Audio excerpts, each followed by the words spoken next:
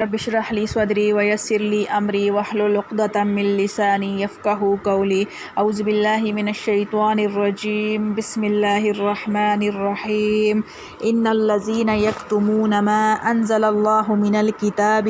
بے شک جو لوگ چھپاتے ہیں جو کچھ نازل کی اللہ نے کتاب، ویشترون بہ ثمنا قلیلا، اور لیتے ہیں اس پر تھوڑا سا مول، اولئک ما یأکلون فی بطونہم الا النار،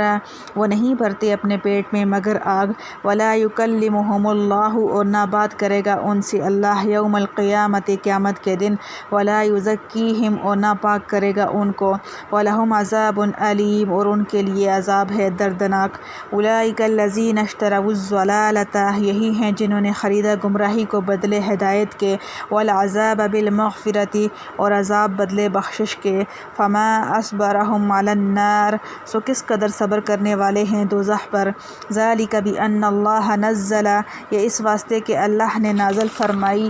کتاب بالحق، کتاب سچی، وَإِنَّ الَّذِينَ اخْتَلَفُوا فِي الْكِتَابِ، اور جنہوں نے اختلاف ڈالا کتاب میں، لفی شقاق بعید، وہ بے شک ضد میں دور جا پڑے۔ خلاصہ تفسیر و ربط آیات۔ اس سے پہلی آیات میں ان حرام چیزوں کا ذکر تھا جو محسوسات میں سے ہیں، اگلی آیات میں ان ایسے حرام کاموں کا ذکر جو محسوس نہیں بلکہ وہ باطنی اور ظاہری اعمال شر ہیں۔ مثلاً علماء یہود میں یہ مرض تھا کہ عوام سے رشوت لے کر ان کے مطلب کے موافق غلط فتوے دے دیتے تھے، اور توریت کی آیات میں تحریف کر کے ان کے مطلب کے موافق بناتے تھے۔ اس میں امت محمدیہ صلی اللہ علیہ وسلم کے علماء کو بھی تنبیہ ہے کہ وہ ایسے افعال سے اجتناب کریں، کسی نفسانی غرض سے احکام حق کے اظہار میں کوتاہی نہ کریں۔ دین فروشی کی سزا۔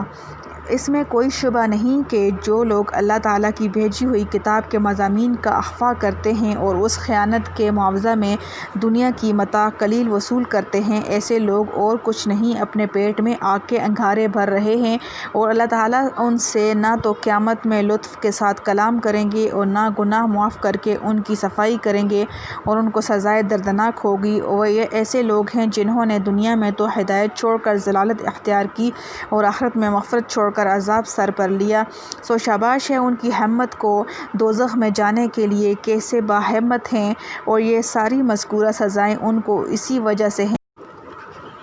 حق تعالیٰ نے اس کتاب کو ٹھیک ٹھیک بھیجا تھا، اور جو لوگ ایسی ٹھیک ٹھیک بھیجی ہوئی کتاب میں بے راہی اختیار کریں، وہ ظاہر ہے کہ بڑی دور و دراز کی خلاف ورزی میں مبتلا ہوں گے، اور ایسی خلاف ورزی پر ضرور ایسی ہی سخت سزاؤں کا استحقاق ہوگا۔ معارف و مسائل۔ مسئلہ آیات مذکورہ سے معلوم ہوا کہ جو شخص مال کے لالچ سے حکم شرعی کو بدل دے، وہ جو یہ مال حرام کھاتا ہے گویا اپنے پیٹ میں جہنم کے انگارے بھر رہا ہے، کیونکہ اس عمل کا انجام یہی ہے۔ اور بعض محقق علماء نے فرمایا کہ مال حرام در حقیقت جہنم کی آگ ہی ہے۔ اگرچہ اس آگ کا ہونا دنیا میں محسوس نہیں ہوتا، مگر مرنے کے بعد اس کا یہ عمل آگ کی شکل میں سامنے آ جائے گا۔ اللہم احسن عاقبتنا فی الامور کلہا واجرنا من خزی الدنیا وعذاب الآخرہ، ربنا آتنا فی الدنیا حسنۃ وفی الآخرۃ حسنۃ وقنا عذاب النار۔